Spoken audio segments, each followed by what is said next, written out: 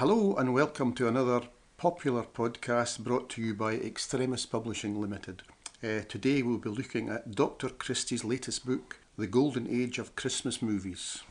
Dr. Christie is passionate about popular culture, and apart from publishing books written by others, 21 so far, he has written a baker's dozen of his own, including books on Mel Brooks, the films of James Bond, and very recently a second book about the director John Hughes.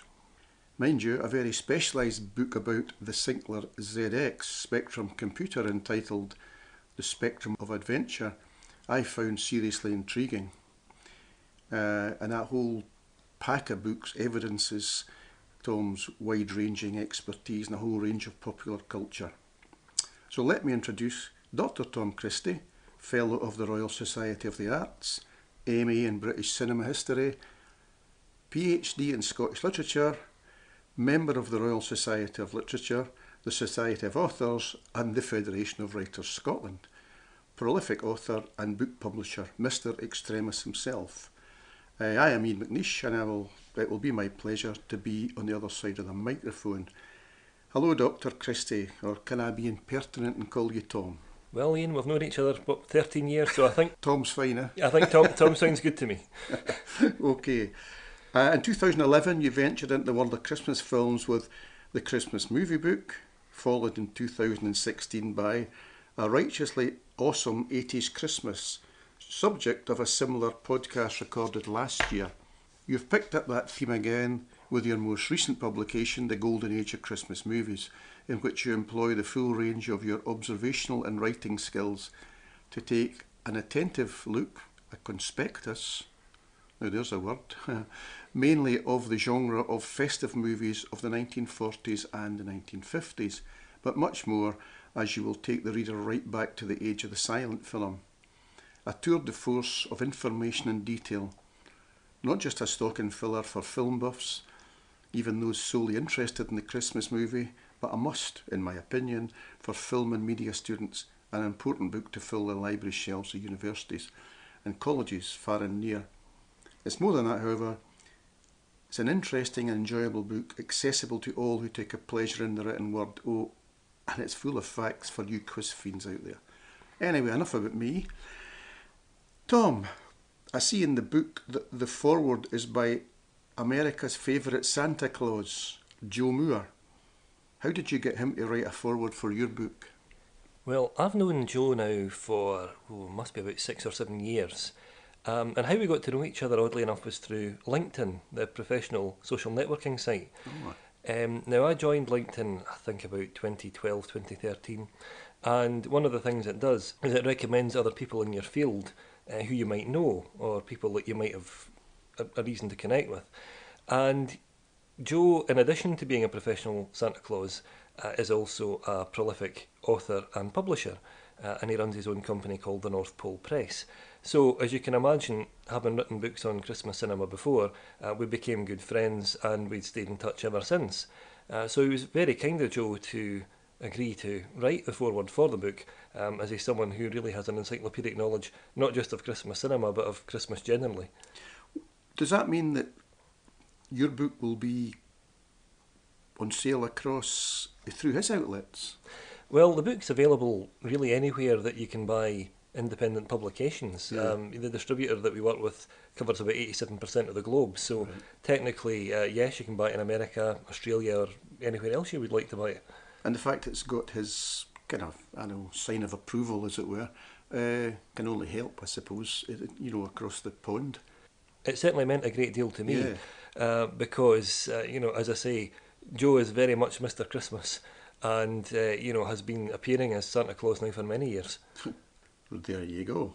So, having read the book, I notice, well, in my view, it can be divided into 3 distinct sections. The main focus is on 17 most well-known Christmas films from the 40s and the 50s, 1940s, 1950s, including old favourites like Meet Me in St. Louis, It's a Wonderful Life, 1946, the year I was born, Miracle of 34th Street, 1947, Scrooge and White Christmas, with famous names like James Cagney, James Stewart, Catherine Hepburn, Doris Day, Cary Grant, Bette Davis and many more. A question really now, do you think the 1940s and the 1950s marked the era when the Christmas film came of age, came into its own really? Yeah, I think that's right. I think certainly in the mid 1940s in particular, you start to see the main themes of Christmas films starting to be laid down. Um, and these are the themes really that have come to typify the whole genre because they're the ones that are still used now, subverted, referred to, um, but generally the ones that filmmakers keep coming back to. There had been Christmas films before the 1940s. Certainly, as I see it, the 1940s and onwards were the period where Christmas really started to become its own genre of film. That it was no longer very much a kind of subtopic, but really the whole point of the film itself. And out of that and out of the studies, did you detect any main themes being established in the Christmas film of that era? Well, that's interesting, actually, because the main themes that come out of the Christmas film in the 1940s are the ones which I imagine everyone will be able to automatically recognise. You have very much a recognition of the tension between materialism and commercialism on one hand, and the sort of traditional altruism of the Christmas period on the other.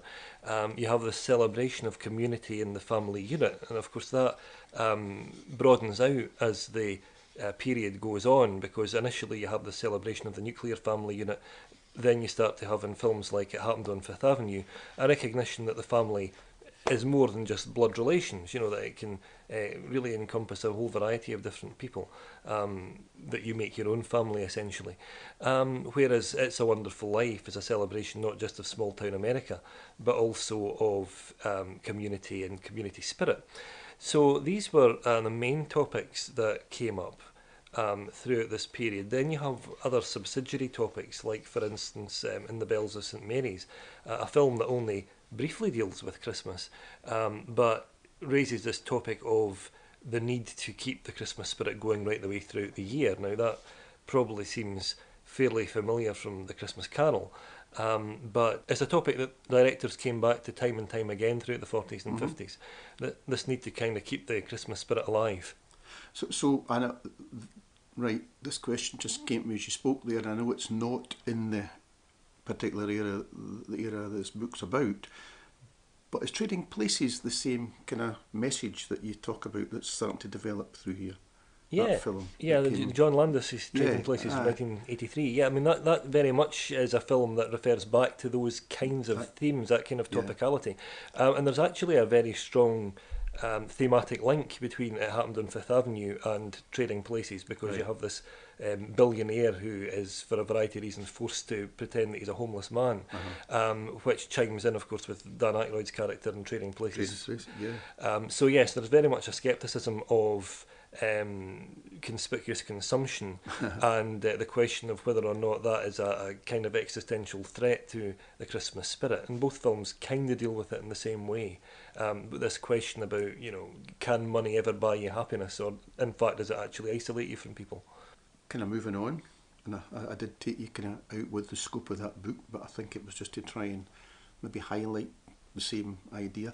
You make a reference in your book to a battle-weary world, because obviously the pictures of the 40s and 50s would, you know, fit in with this. I think, I think that's how you put it anyway, where people yearn for old-fashioned nostalgia and a return to innocence, a return of innocence perhaps. While these might be my interpretation of your words, and my next question really emerges from that thought. Do you think the Second World War, and I include the shadow of fascism and the dark times surrounding that time, had an impact on how the modern Christmas film took form? Yes, I think it probably did, and it was a reaction not just to those themes within wartime, but really in the aftermath of the war, that helped the Christmas film to take form. I mean, if you look at films like The Shop Around the Corner, or Meet Me in St Louis that you mentioned earlier, there is definitely a nostalgic element to it, where people are looking back to a period of stability before the great upheaval and the carnage of the war took place. By the time you get to Christmas in Connecticut, of course, there is more of a sense of relief, of heightened optimism regarding the future, because the war at that point was very nearly at its conclusion. And then, of course, you get on to films like The Bells of St Mary's, It's a Wonderful Life, Miracle on 34th Street, where the war is over, people are looking forward rather than back, but there is still a recognition, I think, of the tremendous loss that had taken place during that period. The fact that the best and the brightest of a whole generation had been put at risk, and in many cases wouldn't be coming back after the role that they'd played in the war.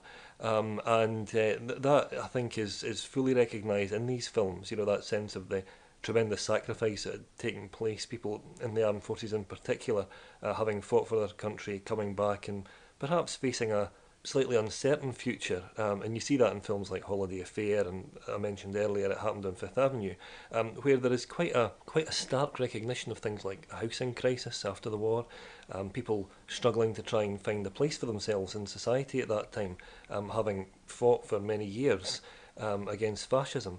So yes, I think all of these different influences all had an impact on how the Christmas film took shape.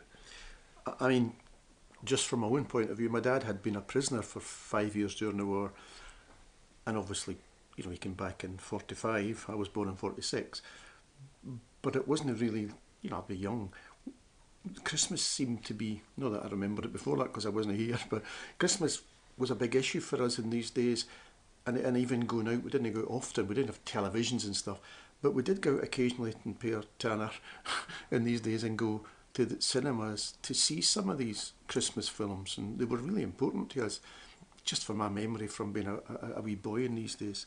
But yeah, so you lead into that main section with a whole myriad of films going back to 1897, for example, and then right through to 1939. And there's a lot in there, but amongst these I was intrigued by the following. The Wrong Santa Claus, which I find quite intriguing, and rather negatively titled offering from 1926, There Ain't No Santa Claus. Well, we know that's not the case, because he wrote the foreword for the book. Well, he did, you see. So that must have been well out its league, that film. One silent film that you mentioned was all of a minute long, and in that minute there was Santa Claus and delivery of presents on Christmas Eve. How they managed to get that into a minute, I'm quite interested. But what audience do you think they were intended for? Just where did they fit in these early days? I would imagine you'd probably have, in some cases, compilations of a variety of these different one-reel films, because in many cases it would be shown much the same as you would imagine to see a film by Charlie Chaplin or Harold Lloyd or people like that.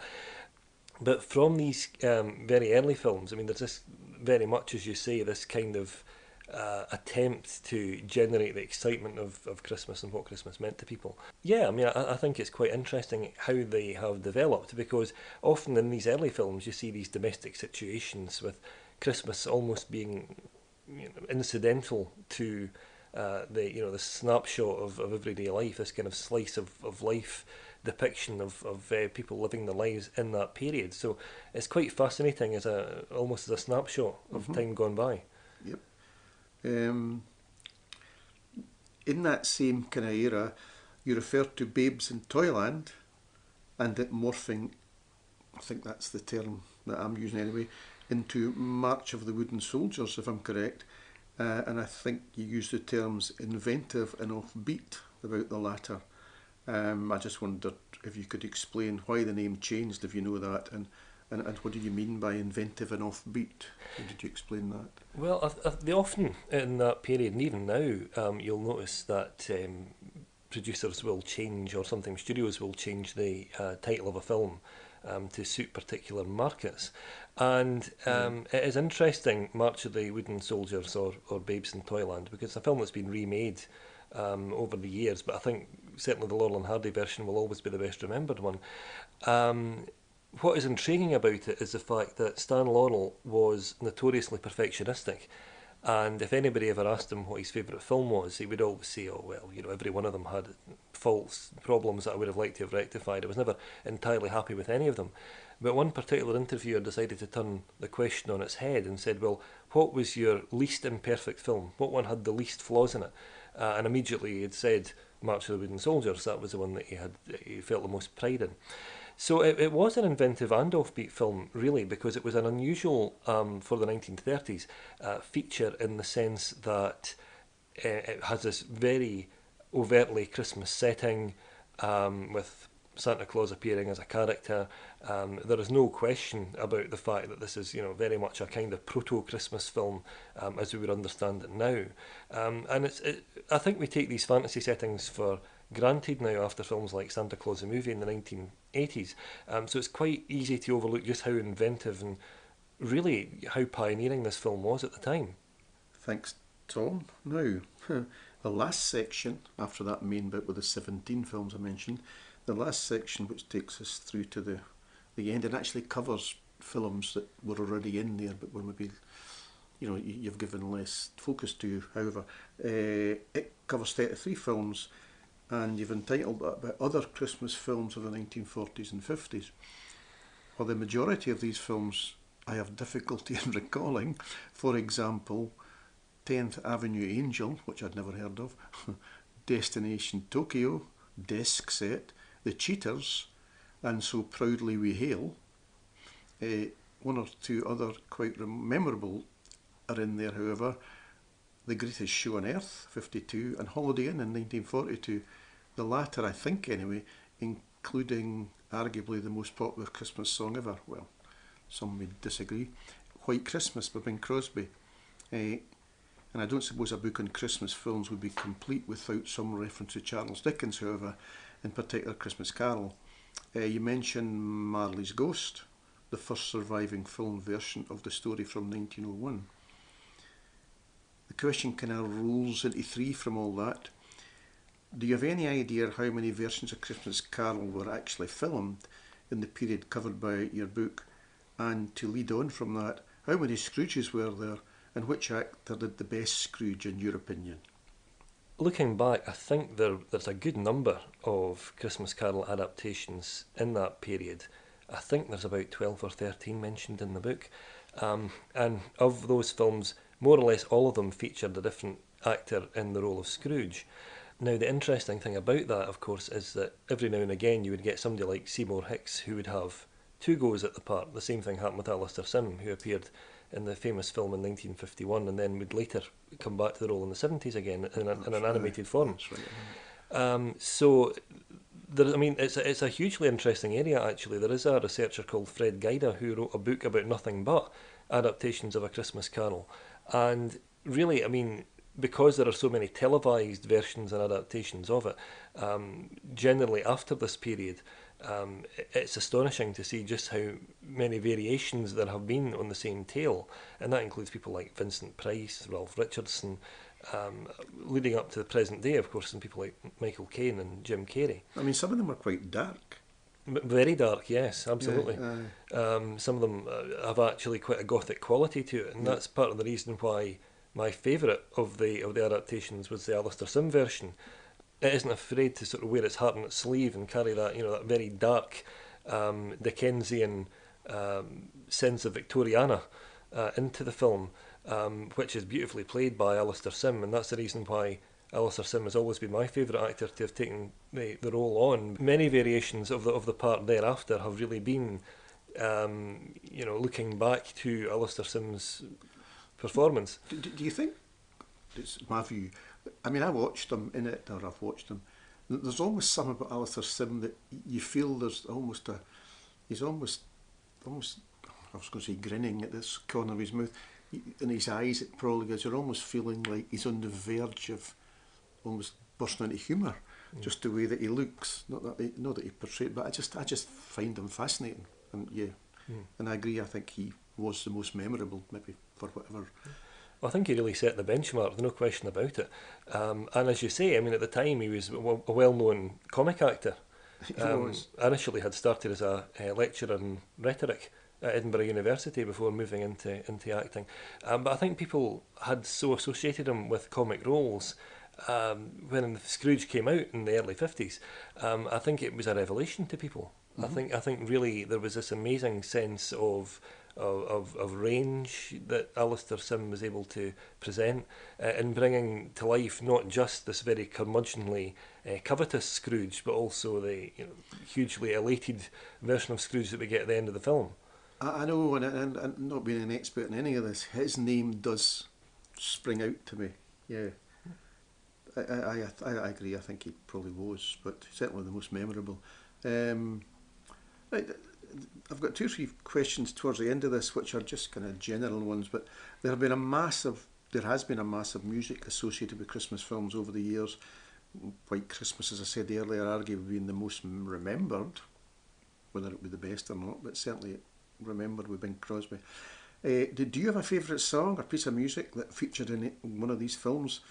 And was there a time when the music in the film was more important than the actual film itself, do you think? I think that's probably true. I mean, Meet Me in St. Louis, I don't think would be nearly as popular if it wasn't for the really memorable songs that are in it. And I'm very fond of Have Yourself a Merry Little Christmas, which made its debut in that film.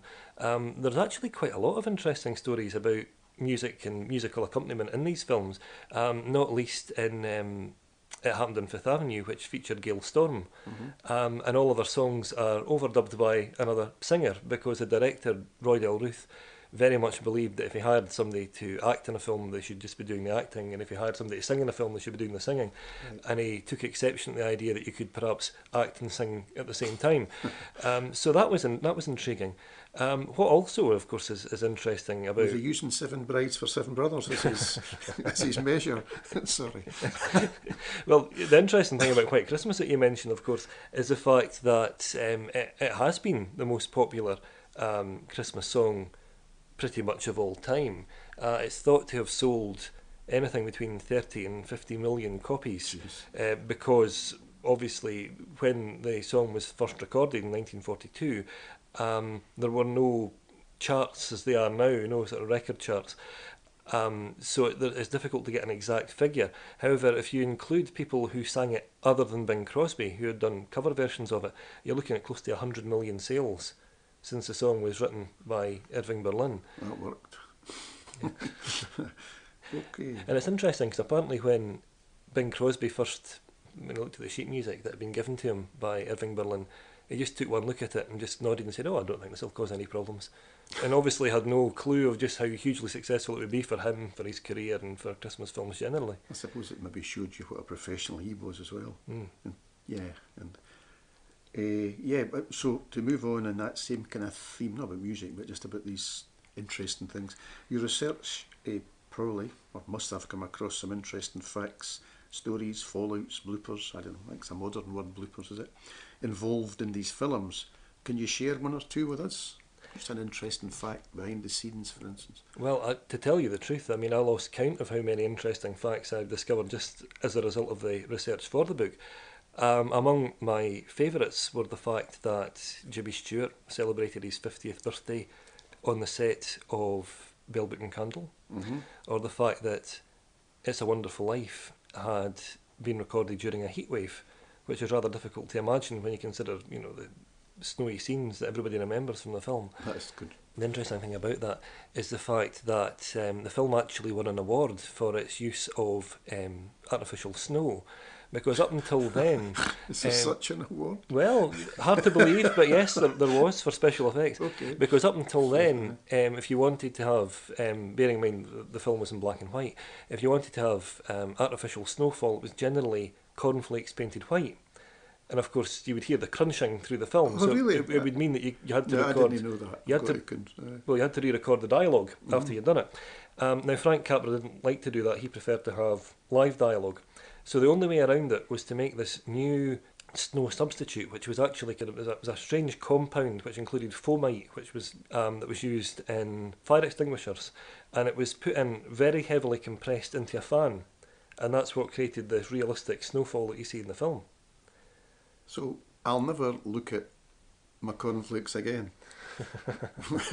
without thinking of My goodness, that's interesting. You If I need, leave them long enough to turn white, I've like, got to you need confess. to get the Tipex out, that's what it is. Do them flake by flake. Right, well, But there's other things as well. I mean, there's a film called Christmas Eve, which is a lesser known Christmas film of the 1940s. And it features George Raft, who is well known for playing yes, he's tough guy roles. That's right. And there is a scene in the film where he has a fight in the engine room of a yacht, a private yacht. I won't spoil the film for people who haven't seen it. But what isn't particularly well known is the fact that he actually received first degree burns from a special effect that went wrong in that scene, and had to go on through the rest of the film with these burns, which just shows what a hugely professional actor he must have been, because you would never know from his performance this had been the case. I didn't catch them all, but you cover quite a lot of that in your book, some of these wee incidents and things. Right, do you have a favourite actor? Kind of obvious question, I suppose, or even perhaps a director through that period that kind of stuck in your mind as being, perfection or whatever, Well, I was always very impressed by Cary Grant's performance in The Bishop's Wife, where he plays this very suave angel called Dudley, who comes to the aid of a bishop who is looking to build a new cathedral in his community. He's having difficulty doing it, and Dudley comes down to help him, not in the way that the bishop actually expects, because what he really does is not so much help him with the cathedral as help him realise what really is important, which is people and community. And Cary Grant gives such an assured and very warm performance. It's actually difficult to think that initially the two roles would have been swapped. There had been an earlier version of the film which Samuel Goldwyn had destroyed and decided to go back to the drawing board with a different director, whereby David Niven had played the angel and Cary Grant had played the bishop. And knowing the film so well now, it's virtually impossible to imagine the two roles being swapped at this stage. Yeah. In terms of a director, though, I'm very impressed by Michael Curtiz. He had initially, of course, directed Casablanca to great acclaim in the 1940s, but in the 50s he gave us White Christmas, and he then gave us We're No Angels, two films that were produced in VistaVision in full colour, but totally different films, both of them with Christmas at the centre of them, completely different, and beautifully made actually as well. We're No Angels being one of Humphrey Bogart's final films, and a very rare chance to see Humphrey Bogart in a comedic role, actually showing off quite an impressive singing voice as well. Both films talk about the importance of community and the importance of family, unconventional family units in a way, because in White Christmas we see this old wartime platoon coming back together to support their old commanding officer who's basically been a sort of father figure to them. In We're No Angels, three escaped convicts realise that they have quite a profound friendship as well, and that helps them to see the world in a slightly different light, although we're never allowed to forget the nature of their crimes either. So for that reason, yes, I think Michael Curtiz was a really quite a profound figure for the 1950s when it came to Christmas films. Is there such a thing as a conventional family unit, you might ask? Yeah. So, just putting you on the spot, do you have a favourite Christmas film from that period? And if you have, why would it be your favourite? That's an intriguing question actually, because there are just so many good films from this period. I mean, I've called the book The Golden Age for good reason, because really every single one has something to commend it. Of the 17 main chapters in the book, but if you were to hold me to any one particular film as being a favourite, I think I'd probably say The Holly and the Ivy from 1952. Just simply because it is such a really remarkable period of British history, pickled in aspic almost as a result of this film. It's a kind of film that you'll never ever see again, because a few years after it, along came the kitchen sink dramas with the realism and less than ideal aspects of British society and the British culture at that time. But The Holly and the Ivy really brings about this kind of very family-oriented Christmas of the 1950s, this kind of post-war Christmas, which even then the characters know is passing them by. Was that a British film? It was a British film, was yes. It? Okay. It was George Morrow Ferrell was the director. I've heard of it, yeah. And it features Ralph Richardson as this elderly vicar. The thing is, he was only 50 when he played the part, but you would easily put him maybe in his mid to late 70s or older, because he's just, the makeup's really good and his posture and everything. People think that about me, and I've not got makeup on. I mean, so the performances are absolutely pitch perfect. You've got Denham Elliott, who of course would go on to win That's right, aye. the best supporting actor BAFTA 3 times running in the 80s, the only actor ever to do so. He's very, very good as the parson's son. Celia Johnston's in it. Yes, got it all. Yeah, it's She become a dame at one. She did indeed, yeah. So, that's correct. Yeah. So it's a who's who of British acting talent of the 1950s. But the thing is, it doesn't idealise this period either. It's nostalgic, but it's not looking at it through rose-tinted spectacles. And that's really got to be something that's commended, because it's pointing towards the social realism of the kitchen sink drama. But it's a very faithful adaptation of Wynyard Brown's play as well. And can you still access that film? Yes, you can. It's out on DVD now. Is it? So you can certainly still get a hold of it. Yeah. I can see my wife's Christmas looming. So, yeah, okay. I've covered kind of some of your thoughts on the films and who's in them, etc. So, if anybody reading the book, what did you hope, or what do you hope they get out of it? And I'm not saying is there a message in the book, but just what would you like if people reading it to actually take from the book? You know. Well, what I'm hoping is that if I've brought to people's attention a film that perhaps they hadn't heard about, or a director perhaps whose work they hadn't been familiar with, then as far as I'm concerned, I've done my job. Because what I really wanted to do was try and bring together a kind of series of snapshots of the films that helped to make the Christmas film what it was. And that helped to kind of construct the genre that we recognise now. So films like It's a Wonderful Life and A Miracle on 34th Street, people immediately will remember. But there are other films as well that I've touched on, like Christmas Eve, like It Happened on Fifth Avenue, The Lemon Drop Kids, another really good one. Yeah, I saw that. These are all films which have, for one reason or another, never quite become the sort of legendary Christmas films that have predominated over the years, and in many ways it's such a pity that they've been neglected. But they are worth a look. I think every one of them is worth a look, absolutely. Yeah. I mean, the book, it's a comprehensive look, detailed of a whole myriad of films in there. It's really impressive.